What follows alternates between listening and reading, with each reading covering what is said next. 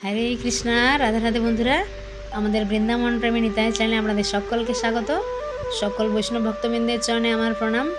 আপনারা সকলে কেমন আছেন? আশা করি রাধা মাধবের কৃপায় সকলেই ভালো আছেন। তো আমি শুক্লা আজকে আপনাদেরকে দর্শন করাবো ভক্তশ্রেষ্ঠ মীরাবাইয়ের বাড়ি। কোথায় না, বৃন্দাবনে মীরাবাই কোথায় থাকতেন, তো সেই স্থান আপনাদেরকে দেখাবো। দেখুন, আমরা যদি ভক্ত চরিত্র আলোচনা করি তাহলে আমাদের প্রথমেই মাথায় আসে প্রহ্লাদ, যে নৃসিংহদেবের কত বড় ভক্ত ছিলেন, এবং মীরাবাই ভগবান শ্রীকৃষ্ণকে কত মানতেন এবং তার কাছে ভগবান শ্রীকৃষ্ণই সব, এবং তিনি গিরিধারীতে প্রেমে এতই মগ্ন ছিলেন যে তার অন্য জগৎ সংসারের কোনো কিছুই মনে থাকতো না। তো কত বড় ভক্ত ছিলেন। তো সেই মীরাবাইয়ের চরিত্র বন্ধুরা যখন আমরা মনে করি তখন কিন্তু আমাদের তার জীবনে এতই কষ্ট ছিল, কিন্তু তিনি এত দুঃখ কষ্টের মধ্যেও ভগবানকে ধরেছিলেন। তো সেই ঘটনা যদি আমরা মনে করি তো আমাদের চোখে জল চলে আসে। তো জানি না আজকের পুরো লীলা কথাটা শোনার পর আপনাদের কীরকম অনুভূতি হবে। আপনারা কিন্তু কমেন্টে সবাই জানাবেন যে আপনাদের এই ঘটনাটা কেমন লাগলো। তো এখন আপনাদেরকে সেই স্থান দর্শন করাবো, আপনারা দেখতে থাকুন। হরে কৃষ্ণা, রাধে রাধে বন্ধুরা। আমাদের চ্যানেলে আপনাদের সকলকে স্বাগত। সকল বৈষ্ণব ভক্তবৃন্দের চরণে আমার প্রণাম। আপনারা সকলে কেমন আছেন? আশা করি রাধা মাধবের কৃপায় সকলেই ভালো আছেন। তো আমরা চলে এসেছি আজকে প্রাচীন মীরাবাই মন্দির।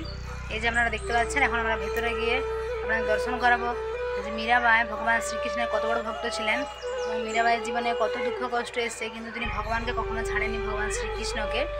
তো সেই জায়গা আপনাদের দর্শন করাবো। তো তার আগে যারা আমাদের চ্যানেল নতুন, অবশ্যই আমাদের চ্যানেলটি সাবস্ক্রাইব করে পাশের বেল আইকনটা প্রেস করে দেবেন নিত্য ভিডিও দেখার জন্য। আর যারা আমাদের বৃন্দাবনে আসতে তারা আমাদের সাথে যোগাযোগ করবেন।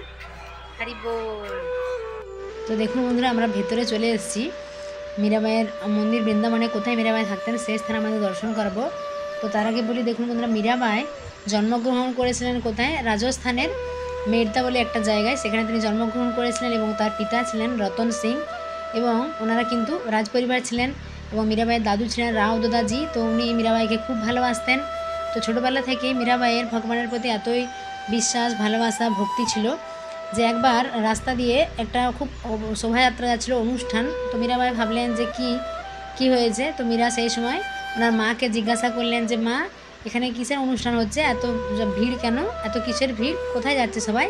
তো তখন মীরাবাইয়ের মা বললেন যে এটা বরযাত্রী যাচ্ছে, অর্থাৎ বারাত, অর্থাৎ বিয়েতে যে সবাই যায়, বর যায় এবং সব যায়, তো সেটাই যাচ্ছে, বিয়ের অনুষ্ঠান। তো মীরাবাই বললেন তাহলে আমার বর কোথায়?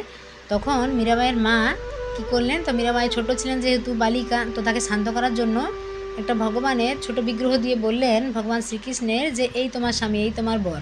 তো মীরাবাই তো ওখানে এতই ভগবানের প্রেমে বিভোর, তিনি ভাবলেন যে তো এই আমার বর। তো তখন থেকে তিনি কিন্তু সেই ভগবানকে নিয়েই সবসময় খেলা করতেন, ভগবানকে ভাবতেন আমার বর, আমার সাথে বিয়ে হয়েছে, ফুলের মালা গাঁথতেন, প্রতিদিন ভগবানের সেবা পুজো করতেন, ভগবানকে পড়াতেন, এবং ভগবানকে নিয়েই তিনি সর্বক্ষণ থাকতেন। তার ঘরে কোনো কাজেই যেন মন লাগতো না।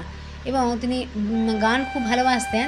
তো রবিদাস ছিলেন মীরাবাইয়ের গুরু, তিনি ওনার কাছেই কিন্তু ভজন শিখেছিলেন, রবিদাসের কাছে। এবং ধীরে ধীরে মীরাবাই যখন বড় হয়ে ওঠেন, বিবাহযোগ্য হয়ে ওঠেন, তখন মীরাবাইয়ের দাদু যে রাও দাদাজি, উনি কী করলেন যে চিতোরের মেবারে ভোজরাজ ছিলেন, তো ভোজরাজের সাথে মীরাবাইয়ের বিয়ে হয়ে যায়। তো বিয়ের পর কিছুদিন মীরাবাই তো সংসার জীবনে সেরকম মীরাবাইয়ের কোনো আগ্রহ বা রাজস্বিক যে ভোগবিলাস, সেখানে কিন্তু মীরাবাইয়ের মন ছিল না। তিনি সবসময় ভগবানের প্রেমে বিভোর হয়ে থাকতেন, ভগবানের সেবা এইসব নিয়ে থাকতেন। কিন্তু তার স্বামীর প্রতি শ্রদ্ধা, ভালোবাসা এগুলো তো ছিলই। স্বামীকে তিনি ভোজরাজকে সম্মান করতেন ঠিকই, কিন্তু তিনি ভগবানের সাথেই তার সবসময় তিনি বেশিরভাগ সময় কাটাতেন, ভগবানের ভজন করতেন। তো আপনাদেরকে এখানেও দেখাবো মীরাবাই যে তানপুরে ভজন করতেন, সেটা আপনাদেরকে দেখাবো। আর এই যে আপনারা দর্শন করছেন, দেখুন যে ছোট্ট গিরিধারী মীরাবাই যে ছোটোবেলায় যে গিরিধারীর সেবা করতেন, গিরিধারীর সঙ্গে খেলা করতেন, সেই গিরিধারী দেখুন রয়েছে, আপনারা দর্শন করুন। আর উপরে যে আপনারা বিগ্রহ দর্শন করছেন, এখানে দেখুন রাধাকৃষ্ণ রয়েছে। তো এখানে দেখুন এই যে তানপুরে রয়েছে মীরাবাই যে ভজন করতেন। তো আপনারা জানেন মীরাবাইয়ের ভজন কত সুন্দর, এবং ভগবানের দেখুন এই ডান দিকে রয়েছে মীরাবাই, আপনারা দর্শন করুন। তো এখানে অনেক করতাল রয়েছে, তো আমরা একটু কীর্তন করে নিয়েছিলাম। তো বন্ধুরা, যেটা বলছিলাম আপনাদেরকে যে মীরাবাই যে চিতোরে ভোজরাজের সাথে বিয়ে হওয়ার কিছুদিন থাকার পরেই কিন্তু ভোজরাজের দেহান্ত হয়ে যায়। তো তারপর মীরাবাই কী করেন, বেশি করে ভগবানের প্রেমে আরও বেশি ঘোর হয়ে পড়েন, ভগবানের সাধন ভজন এইসব করতে থাকেন।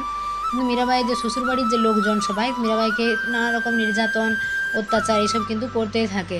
একবার কি হয়েছিল, মীরাবাইকে মারার জন্য তারা কী করলেন, একটা ফুলের ঝুড়ির ভেতরে একটা সর্প ঢাকা দিয়ে পাঠিয়েছিলেন। কিন্তু মীরাবাই তো সবসময় জানেন যে সবসময় তার কাছে ভগবান আসে। তো যখন মীরাবাই সেই টগরিটা খুললেন, তখন দেখলেন ভগবানের ছোট্ট বিগ্রহ।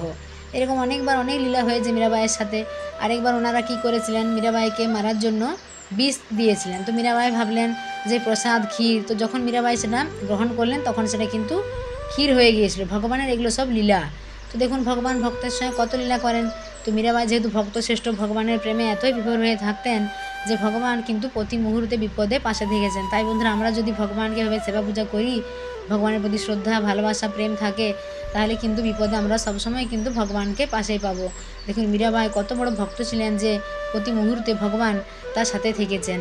তো এরকম যখন দীর্ঘদিন এরকম অত্যাচার সহ্য করতে করতে মীরাবাই যখন একবারে ক্লান্ত হয়ে পড়লেন, যা তার ভালোই লাগছিল না সেখানে থাকতে মেবারে, তো তখন মীরাবাই কী করলেন, বৃন্দাবনে চলে এসেছিলেন। এই যে জায়গাটা আপনাকে দর্শন করেছি বন্ধুরা, এই সেই স্থান মীরাবাই এই বৃন্দাবনে এই স্থানেই ছিলেন।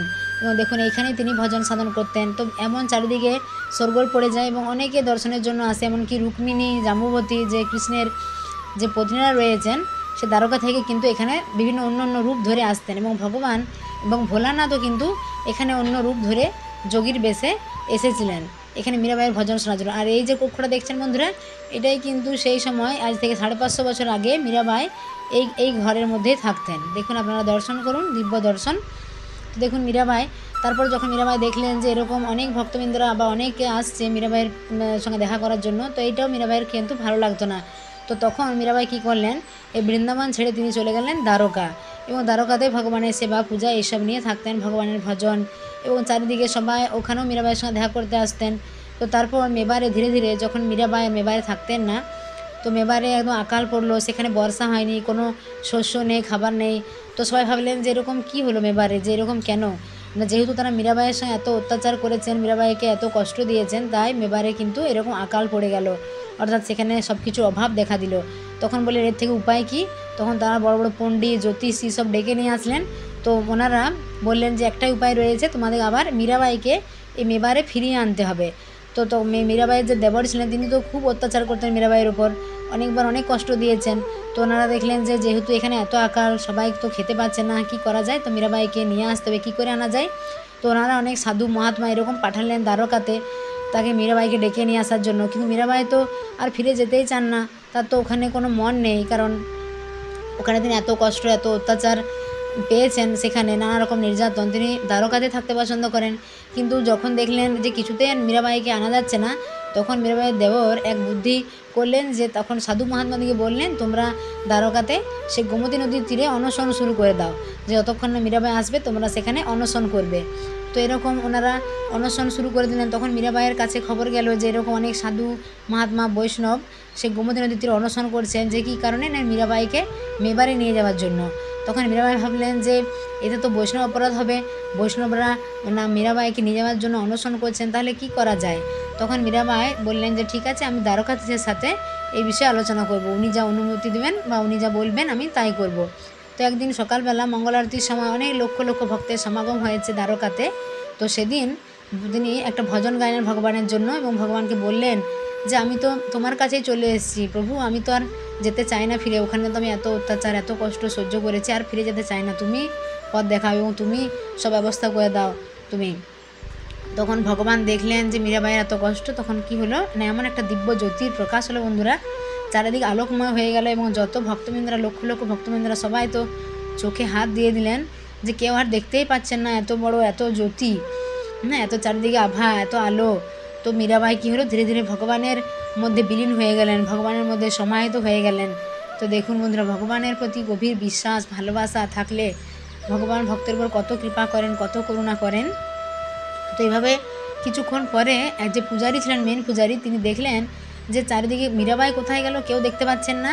তখন দেখলেন যে মীরাবাইয়ের যে ওড়নাটা সেটা একটু দেখা যাচ্ছে এবং মীরাবাই ভগবানের যে বুকের মধ্যে আস্তে আস্তে সমাহিত হয়ে যাচ্ছেন। তো তিনি সে ওড়নাটা ধরার চেষ্টা করলেন, কিন্তু তাও তিনি পারলেন না, মীরাবাই ভগবানের মধ্যে বিলীন হয়ে গেলেন। এবং তারপর সবাই যখন দেখলেন চারিদিকে যে মীরাবাইকে আর দেখতে পাওয়া যাচ্ছে না, মীরাবাই ভগবানের মধ্যে বিলীন হয়ে গেছেন, তখন এই ঘটনা শুনে অনেক ভক্তবৃন্দরা দ্বারকাতে তারাও প্রাণ বিয়োগ করলেন।